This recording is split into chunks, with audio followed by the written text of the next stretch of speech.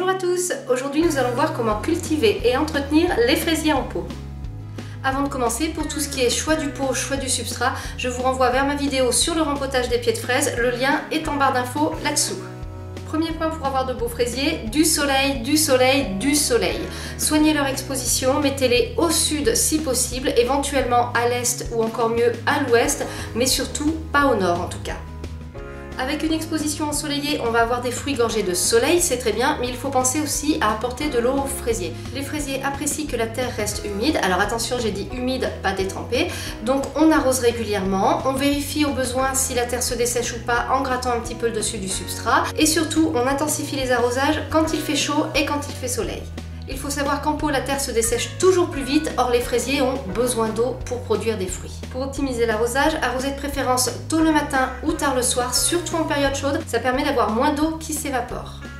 Une astuce toute simple pour améliorer le taux d'humidité du substrat de vos fraisiers, c'est de faire un bon paillage au pied. Vous pouvez utiliser des coques de cacao qui se décomposent et qui contribuent à nourrir le sol, mais ça peut être n'importe quoi, des écorces de pin ou quelque chose d'autre que vous pouvez utiliser comme paillage.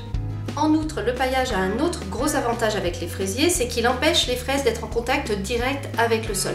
Les fraises, souvent, elles ont tendance à pendre par terre et malheureusement, avec l'humidité du sol, ça peut les aider à pourrir rapidement. Donc le paillage a cet avantage de former une couche protectrice et de protéger la fraise de l'humidité du sol. Par contre, si les tiges florales de votre fraisier se sont assez étendues pour que les fraises pendent sur le côté du pot, c'est bon, c'est ok, il n'y a pas de souci, elles ne souffriront pas de l'humidité, elles pourront mûrir très tranquillement.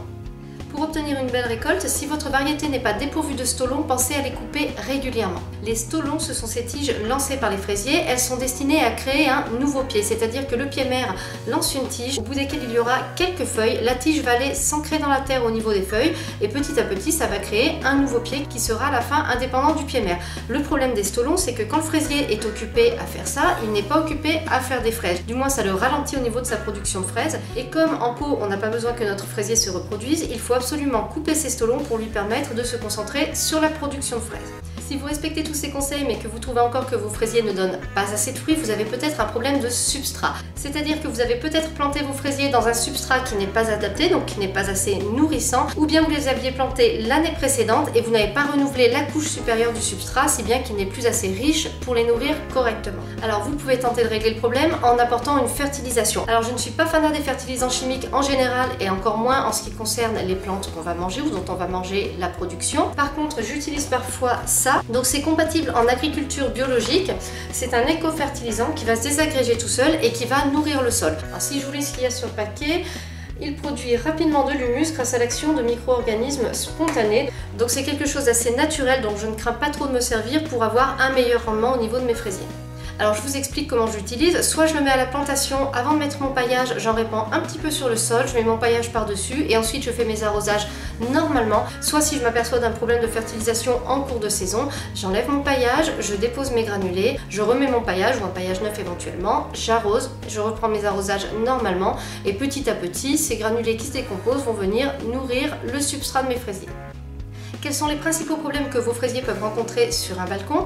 Alors le premier ce serait l'oïdium, c'est quelque chose qui arrive quand il y a à la fois une chaleur assez forte et de l'humidité. Donc ça arrive quand on a des printemps très ensoleillés, très chauds, avec quand même de l'humidité résiduelle de l'hiver qui traîne dans l'air. Il n'y a pas beaucoup de solutions face à l'oïdium, il faut enlever les parties abîmées ou éventuellement traiter, mais moi je n'aime pas beaucoup traiter les plantes sur lesquelles je vais manger.